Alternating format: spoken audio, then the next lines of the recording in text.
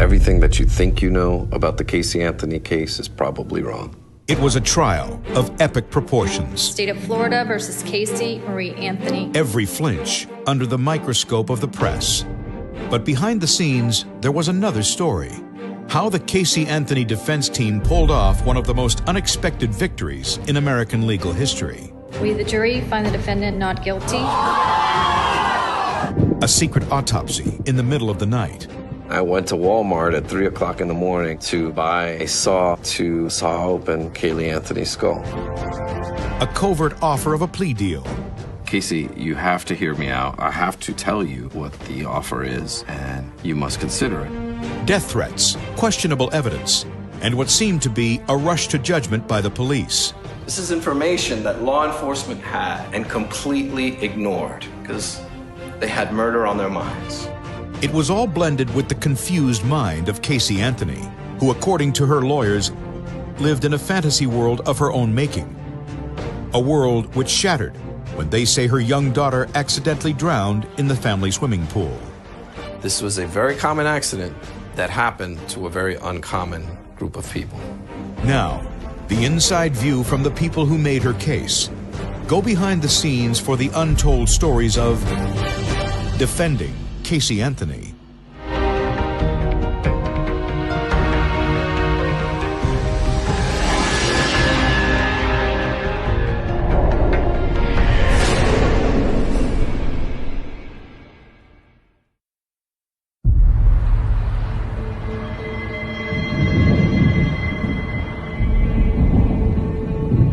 It's the middle of the night, Christmas Eve, 2008, Orlando, Florida.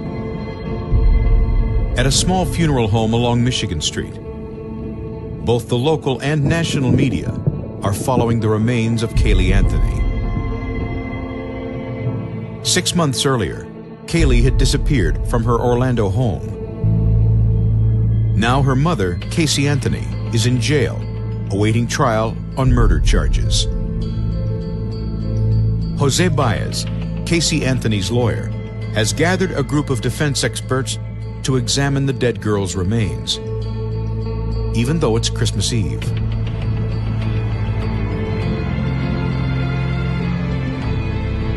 The details of what is about to happen here, under the cloak of darkness, have never before been made public. What the defense team discovers in the next few hours will become one of the key pieces in its case.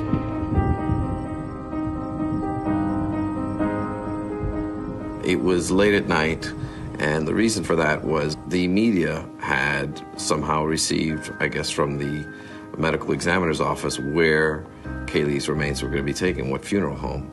So they had their media trucks parked outside. And that's not something we wanted to deal with. We wanted to handle Kaylee's remains with dignity and with care and not turn it into a media circus. I think the media trucks being out there was in poor taste. I told them to go away. Of course, they didn't listen. They didn't care. A story was more important to them than dignity.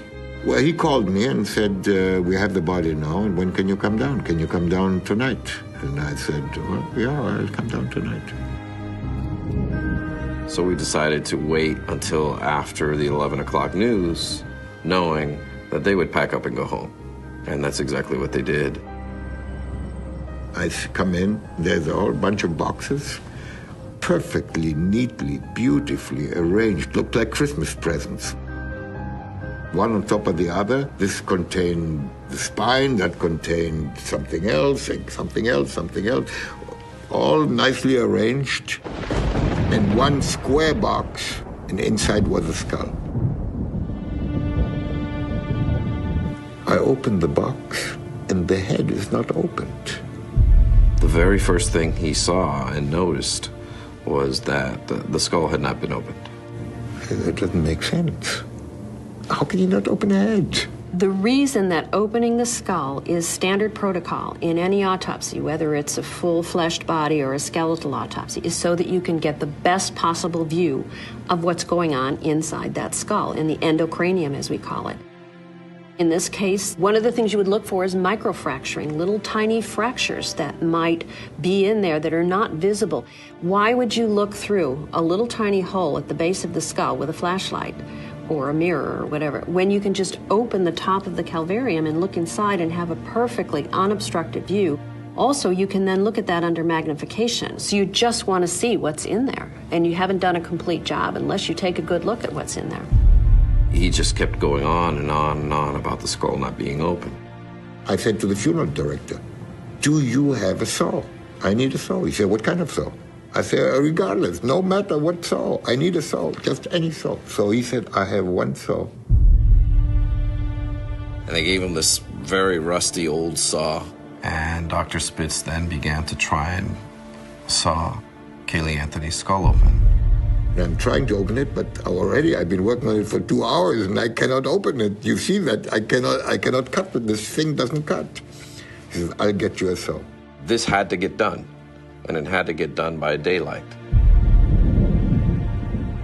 I said, "Well, I'll go get you a saw." And I went to Walmart at 3 o'clock in the morning to buy a saw to saw open Kaylee Anthony's skull, because the medical examiner didn't do it. As I'm walking around, people are recognizing me. I'm sure somebody had to be scratching their heads on that one. And then I remember getting up to the cash register, and every tabloid newspaper had Kaylee and Casey right there, and here I am with a saw paying $4.99 at the Walmart at 3 o'clock in the morning.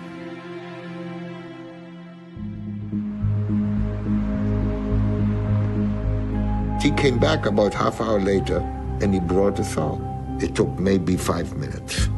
To not have opened it is a failure. It indicates the shoddiness of the autopsy, the lack of curiosity. You don't leave any stone unturned. The Orange County medical examiner, Dr. Jan Garavaglia, testified that she did not open the child's skull during her autopsy because she could already see inside of it. The police had early indications that this may be a drowning case and did nothing with it. And you have to open the skull to look for evidence of drowning. Dr. Spitz was able to saw open her skull, and then, wow, it was unbelievable. At trial, the defense said Dr. Spitz's discovery proved Kaylee's body had been moved after Casey Anthony was arrested, and that the Orange County medical examiner was wrong in saying that Kaylee Anthony was murdered. The defense said sediment found inside the child's skull showed the body had been moved long after the child's death, meaning someone other than Casey had access to Kaylee's remains. Dr. Spitz found what is exculpatory evidence. That is, the distribution of the sediment inside the skull showed that the body had been moved. It was important because our client was in jail. Our client would not be able to move that body, and I think that's extremely important. Also, Dr. Spitz came to a conclusion that you can't make a determination as a medical examiner that this is homicide. This could have been the single piece of evidence that we ended up discovering that busted the case wide open.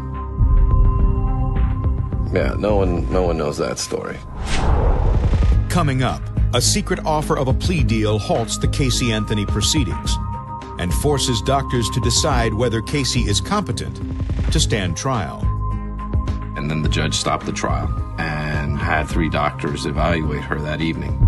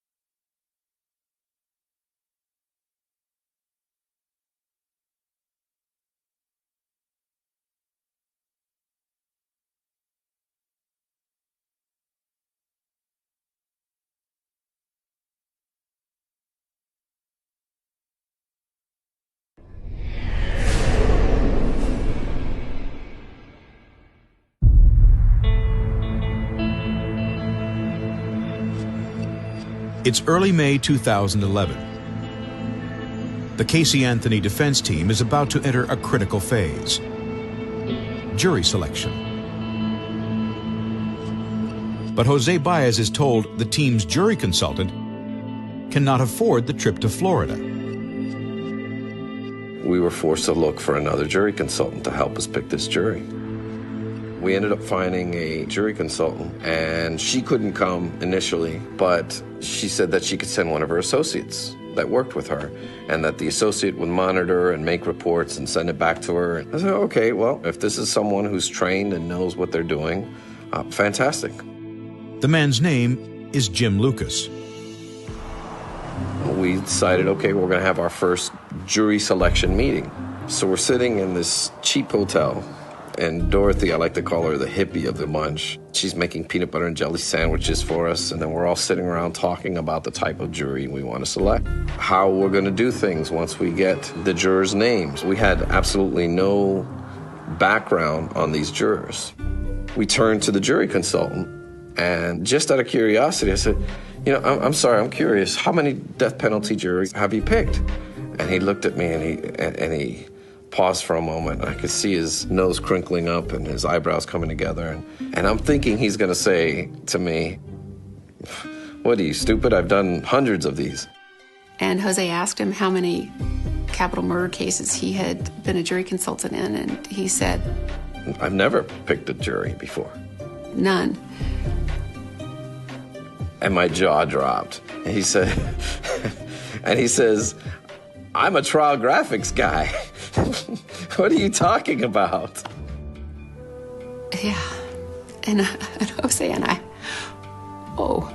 And I said, oh no. And everybody in the room just looked at each other like we're up the creek without a paddle here. Since this case began, I've been trying to master the art of taking something negative and turning it into a positive. And with him, it was very easy, because I knew I was going to have to give an opening statement after jury selection. Baez knows his opening statement will be more than 2 hours long. He puts Jim Lucas to work creating a highly complex trial graphics package. Every night after jury selection, I would go into his room and we would work on the opening statement exhibits, which ended up being the most elaborate display of exhibits ever used in a criminal courtroom that's been nationally televised. Well, it is a full house in the courtroom today, more than 50 seats handed out for the public. But the system for handing out seats to the public has changed as a result of people getting into fights and people camping out. The big key difference between watching the trial unfold on television and actually being in the courtroom is you could look at the jurors and see their reactions to things. I remember one moment where the prosecution and a witness were going back and forth, and the jury themselves were going back and forth. Like spectators at a tennis match, they would look at the prosecution, they would look at the jury, they'd look at the prosecutor and the jury, and back and forth. What was also interesting about it, what you couldn't tell on TV, is that the jury and the defense table, including Casey Anthony, were face to face. Normally, the defense and the prosecution, they face the judge, and the jury is off to one side. Because of defense concerns about reporters looking at notes and being able to hear conversations, they asked the judge if they could move up against a wall. So when they did that, they were now face to face, squared off with the jury. So anything that happened, the jury could look directly at Casey Anthony to see if she was eliciting any sort of reaction. I had never seen that play out that way before. Throughout the more than 3 years of defending Casey Anthony, Jose Baez and his team of lawyers and experts faced dozens of hurdles. Though they believe in their client's innocence, Baez says a true test for everyone involved came partway through the trial, when prosecutors offered Casey Anthony a plea deal. Linda Drain Burdick, the lead prosecutor, came over and she said to me, you know, all I really want is the truth as to what happened. Linda and I discussed the possibility of allowing Casey to plead out to count 3, which was aggravated manslaughter of a child.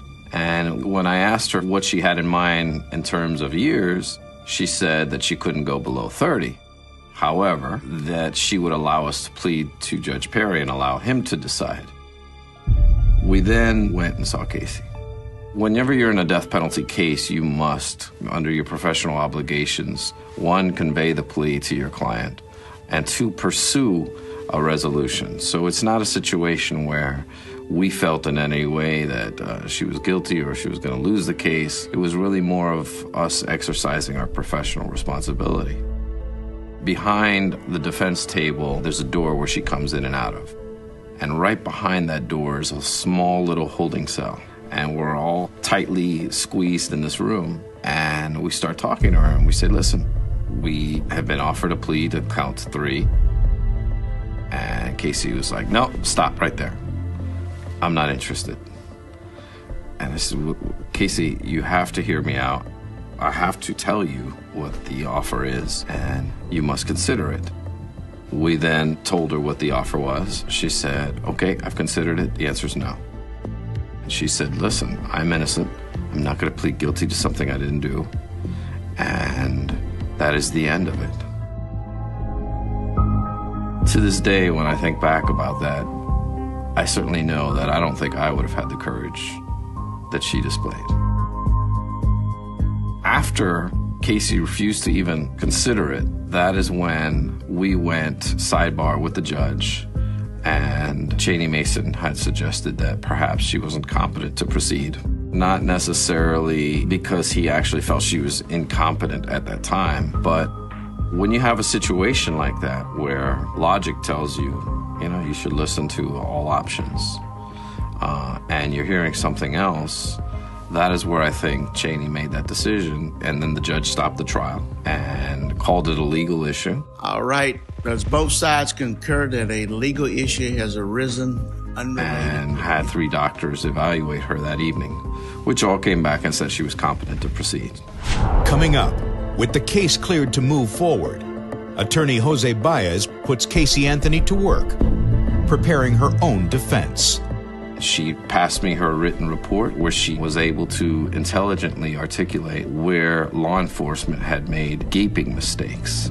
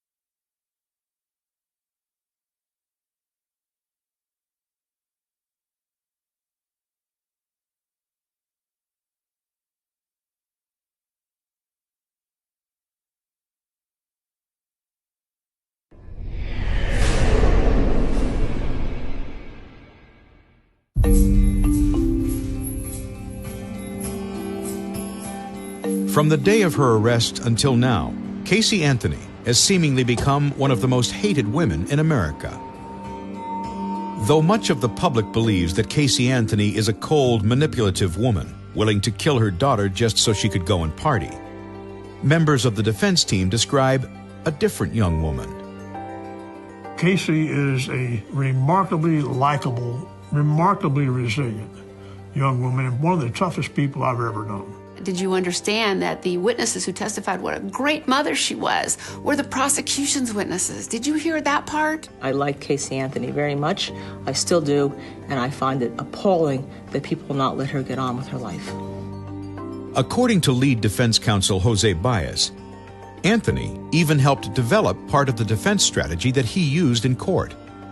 Casey was very involved in her case. There was a time where cadaver dogs were an issue. And prior to this case, I hadn't had any dealings with cadaver dogs before. Drug dogs, but never cadaver dogs.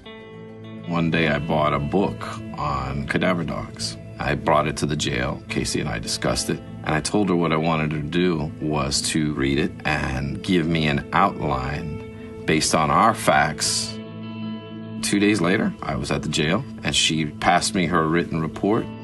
I don't know if a seasoned lawyer could have prepared a better report where she was able to intelligently articulate where law enforcement had made gaping mistakes. And some of those I used in pretrial and trial hearings. I don't think people want to hear about that Casey Anthony. People want to hear about the Casey Anthony who's cold, callous, a party girl. That's what draws people to watch the news at night. You know, there's no room for the facts in the headlines. In order to prepare for trial each day, Baez has several rituals, including finding solace at a Florida lake and doing his own version of trial watching. You know, if you want to be the best, you study the best. I have a huge collection of some of the best trials that I've seen some great lawyers do. And in the William Kennedy Smith trial, Roy Black was questioning the alleged victim's friend who had stolen a vase from the Kennedy compound. And what he did while he was cross-examining her was a brilliant thing. He took that vase and he placed it on the witness stand. And while he was cross-examining her, he left it there. Because this is an item she had stolen. She kept looking at it, and you could see how uncomfortable she was. Baez uses the same technique when questioning Casey's father, George. So there's no misunderstanding of which gas can we're talking about, Mr. Anthony. About duct tape found on gas cans stolen from the family garage. This gas can and another gas can that I had. 2 were taken. Duct tape that prosecutors believe was used to wrap Kaylee's body. And duct tape that the defense says belonged to George Anthony, not Casey. August 1st of 2008, sir. Did that gas can have duct tape on it when you gave it to the police? It possibly did. I don't remember. When I cross-examined George Anthony, I took those gas cans and I put them right in front of his face on the witness stand. And I left them there on purpose. And I continued to cross-examine him, and I could see how uncomfortable he was with those gas cans, staring at him in the face. It's this psychological battle that's going on, and I could tell right there and then it was really bothering him. In court, Baez says the prosecution's version of the duct tape story is all wrong. It did not cover Kaylee's mouth. Instead, he offers a very different take of what was found at the crime scene. About 25 years ago, the Anthonys had a dog in Ohio that had to be put down. Casey was about 2 years old at the time. The vet showed George and Cindy Anthony how to wrap up and bury their pets, which involved wrapping them in their favorite blanket, putting them in plastic bags, and then wrapping duct tape around the bags to keep the bags tightly wrapped. Over the years, several of the Anthony's pets had died. They have 4 buried pets in their backyard now. And each and every one of them were buried this way. This is exactly how Kaylee's remains were found. We knew the argument would be made, well, it could be anyone in the Anthony family who knew this. But what we found telling was that George was constantly communicating with law enforcement and cooperating with them, and this was silent. No one from the Anthony home had ever told law enforcement, wait a minute, that's how we buried our pets.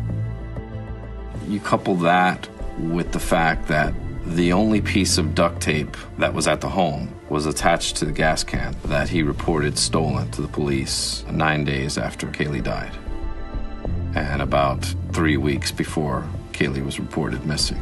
The rest of the roll disappeared. 3 weeks after Casey's locked up in jail, the news films him with a nearly full roll of duct tape at a command center where he was passing out flyers of missing Kaylee.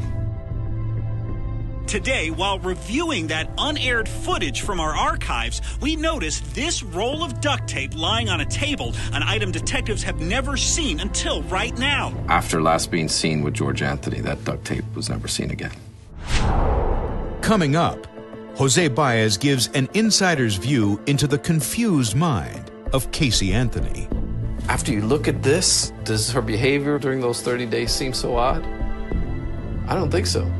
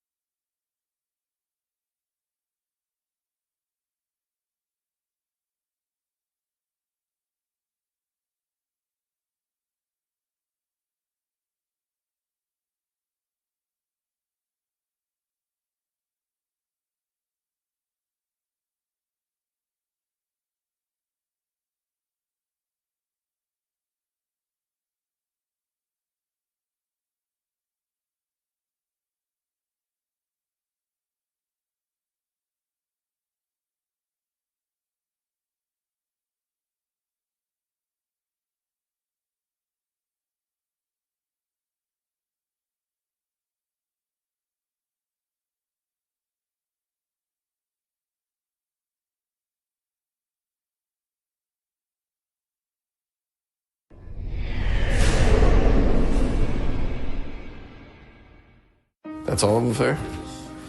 Okay. calendar. Put it on calendars? Okay. We'll keep this one. A conference room in the Orlando office of Jose Baez is filled with files and exhibits from the Casey Anthony trial. The year before Kaylee passed. For the first time since Anthony was acquitted, Baez examines the exhibits. Baez says it's because of these trial graphics that the jury was able to see through the holes in the prosecution's case. This first one is a testimony of Dr. Garavaglia and the 3 reasons she gave as to why she called it a homicide. And if you look at each one, they don't necessarily involve any type of medical training. Most people haven't seen a human decomposition stain.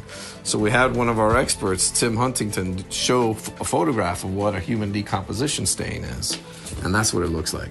So as you can see, it's a sticky, greasy, disgusting kind of material. And once it soaks in, not even professional cleaners can get it out of a carpet. This is the trunk of Casey's car. You could clearly see that that's not anywhere near a human decomposition stain. So this is why we called it the phantom stain. What we showed is we put up all these people, and I challenged the jury to remember who these people were and what they testified to. And I said, this is what the state brought you. And if you can remember who they are and what they testified to, wonderful. But the one person that they didn't call was this person, who was the man who found the body. How do you not call such an important person as it relates to the facts? This here is a photograph taken of Casey when she was 7.5 months pregnant at a wedding of her uncle. And everyone at the wedding wanted to know who the pregnant girl was. And you could clearly see that Casey was pregnant here. What everyone claimed, including Cindy and George, was that they didn't know she was pregnant. And I think this was a great photo to be able to show the dysfunction in the family and how they hid her pregnancy. Why? No one will ever know. But you can't deny that you're looking at a young pregnant girl. When you have parents who are a nurse and a cop, you would think that they would have known. But both Cindy and George got up and testified that they had no idea she was pregnant when this photo was taken. They hid this child, this beautiful child, in life. You can best believe that they would hide her death.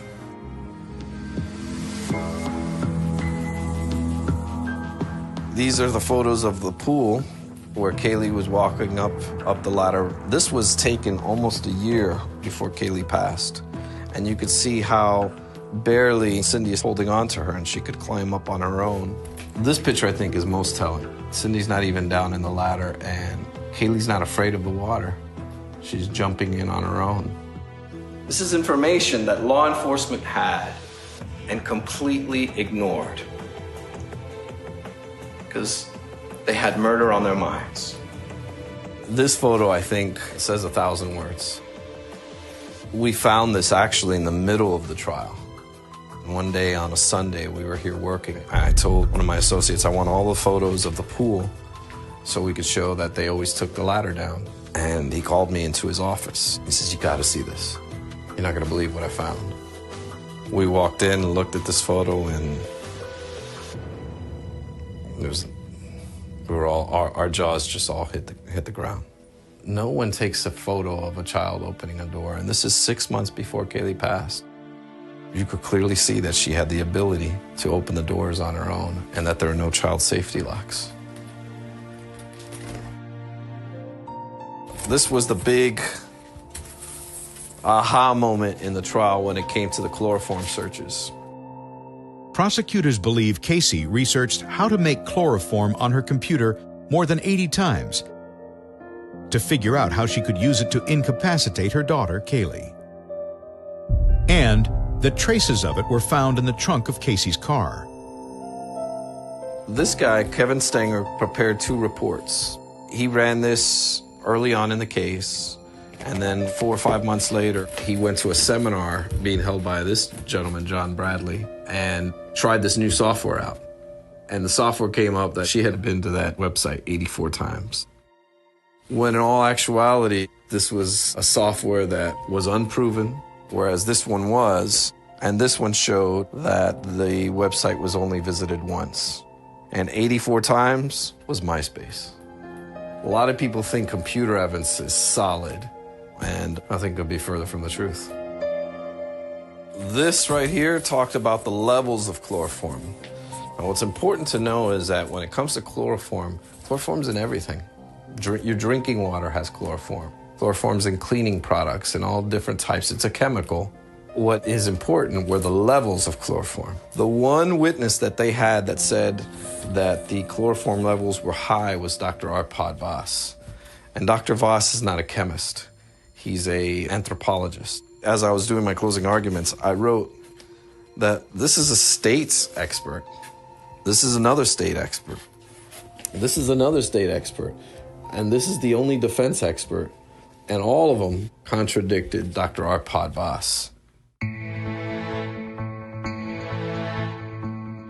Throughout the trial, prosecutors keep hammering at Casey's behavior after her daughter disappears.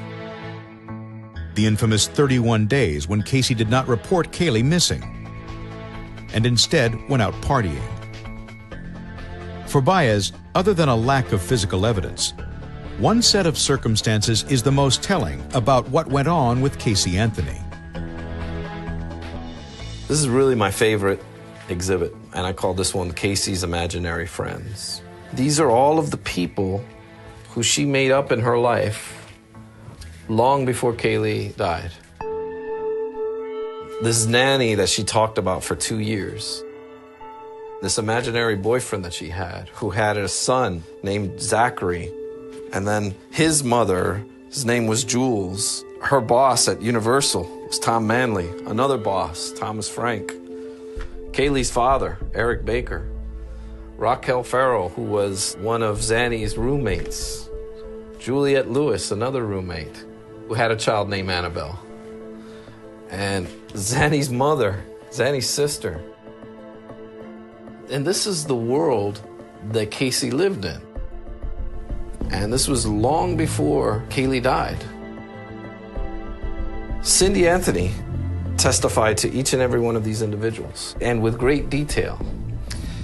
And what I found fascinating was that Cindy said that the day she was supposed to meet Juliette Lewis, they all went to Universal Studios, and they waited in the parking lot for Juliette to show up for an hour and a half. Now think about that for a second. You're sitting there with your mother for an hour and a half. That's the length of a movie, waiting for someone to appear that doesn't even exist. I found that to be shocking to the point where I don't think the jury could ignore it. The defense says Casey created this imaginary world as a coping mechanism because her father subjected her to sexual abuse since she was 8 years old, something George Anthony denies. And it all began when Casey was 8 years old and her father came into her room and began to touch her inappropriately. And it escalated, and it escalated. After you look at this, does her behavior during those 30 days seem so odd? I don't think so. This is an incredible amount of detail describing the life that a young 22-year-old girl was living in when, by a tragic accident, the most precious thing that she had in her world died. A lot of people that live completely normal lives and don't have this going on in their life would find that in and of itself very difficult to deal with. Can you imagine what someone who lived in a life like this would react? That was the sum of our case, is this was a very common accident that happened to a very uncommon group of people. Coming up, members of the defense team are threatened with death. I began to receive threats that I was going to be killed, I was going to be tortured to death, I was going to be shot in the head, be dead by nightfall.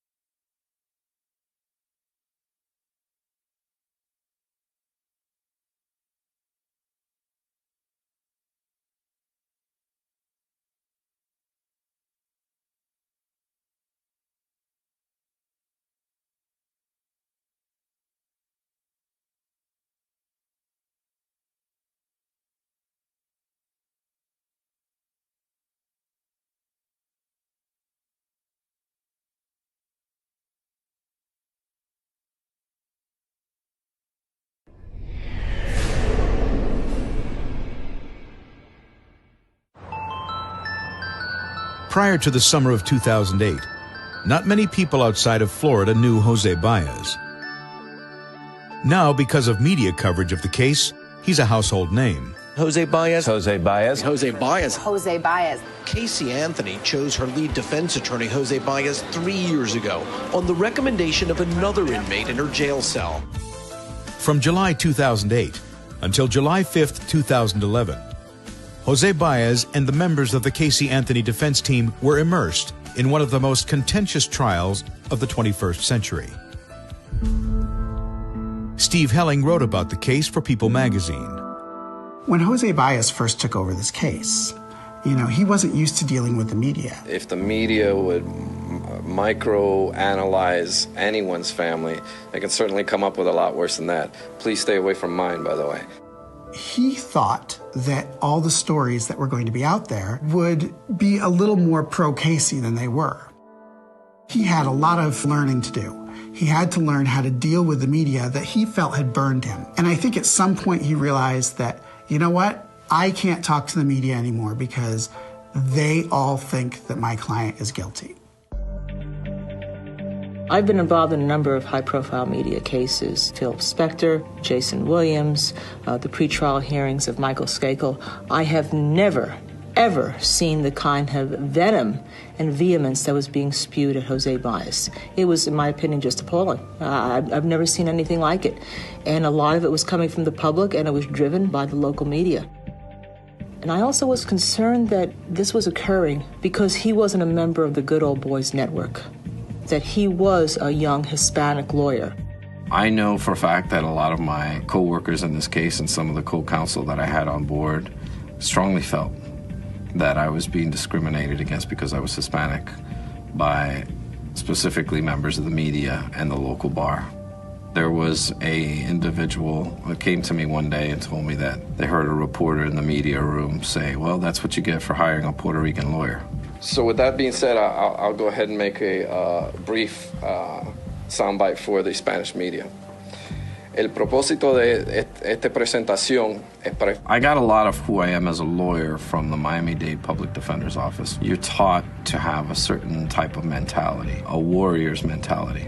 You're going to war, and you're fighting for someone who can't fight for themselves. I don't claim to be the smartest person in the room, but I don't think you're going to find someone who knows the record better and who's going to work harder than me. I know for a fact that in the Anthony case, I knew more about that case than anyone in the courtroom. And when the opportunities showed up, I was able to capitalize from my knowledge of the facts and take advantage of the fact that they did not.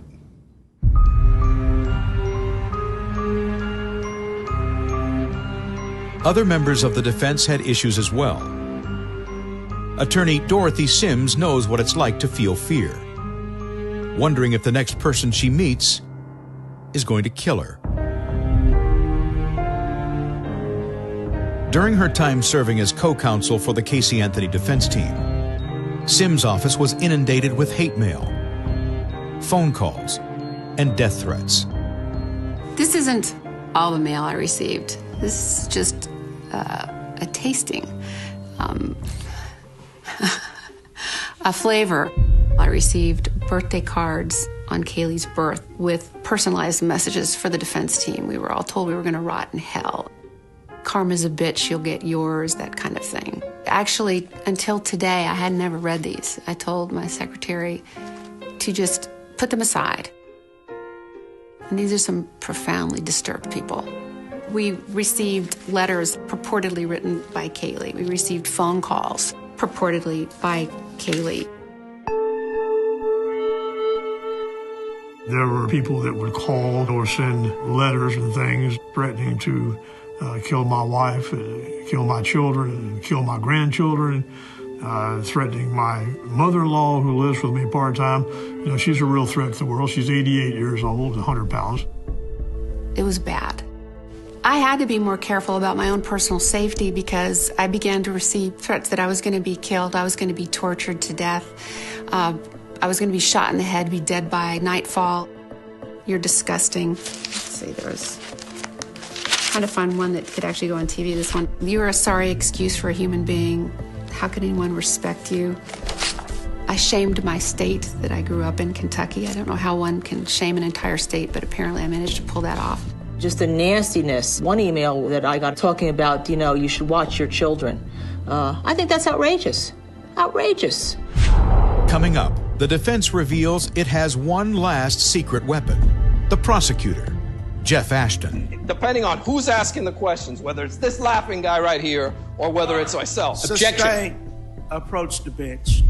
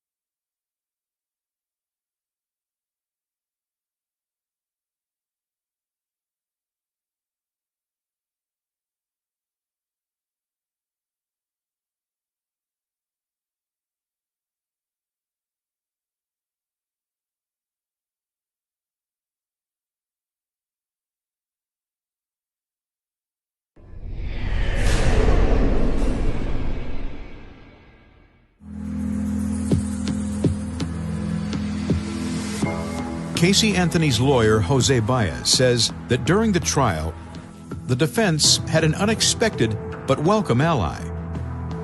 The prosecutor, Jeff Ashton. For a very long time, we knew that Jeff Ashton was going to have a difficult time controlling himself. He had a reputation of being a highly emotional guy. There was a moment where I wanted to make sure that the judge informed the prosecution that what we said in chambers stays in chambers. And I looked over at Jeff Ashton. I could see him getting all visibly upset. It was somewhat comical. And I leaned over and I said, "Are you all right?"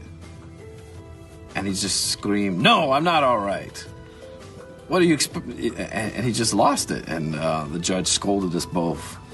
And it was right there and then that I knew that I was going to be able to get under this guy's skin at will. Our goal was to give him enough rope to hang himself. And a lot of people made a big deal of him laughing during closing arguments. Before I got up and completed my closing arguments, I told Judge Perry again, "Your Honor, he's laughing again." And the judge said, "Well, I can't see him." And I knew, okay, I'm on my own with this one. And they take this photograph. I was in the zone. I was going point after point after point after point. But the only one that it ultimately connects to is George. If this is their murder weapon. And there was a moment where I looked over to my left, and I wanted to point to George Anthony, who was in the galley. And I could see Jeff Ashton laughing. And he could get up here and lie all he wants and dance around the truth, but the truth is the truth. And depending on who's asking the questions, whether it's this laughing guy right here or whether it's myself. Objection. Approach the bench. And he was cold busted. The jury looked at him. But it wasn't anything that surprised anyone that was in the courtroom. He had made tasteless jokes in the middle of a murder trial that included the death of a baby. We always knew. In fact, we joked around on the defense team. We called him our fourth chair, meaning he was really working for the defense.